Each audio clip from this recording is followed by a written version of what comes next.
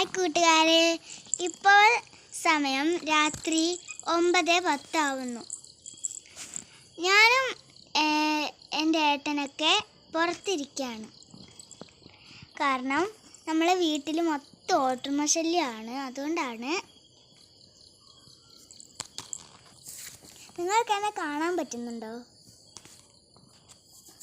അപ്പോൾ ഫ്രണ്ട്സ്, നമ്മുടെ വീടിൻ്റെ മുറ്റത്തൊക്കെ മരമായതുകൊണ്ട് നമ്മളെ വീടിന് ഇങ്ങനെ നല്ല ഡിസൈൻ ആയിട്ടുണ്ട് മരത്തിൻ്റെ. പക്ഷെ നിങ്ങൾക്ക് കാണാൻ പറ്റില്ല, ഇരുട്ടായതുകൊണ്ട് നിങ്ങൾക്ക് കാണാൻ പറ്റും തോന്നില്ല.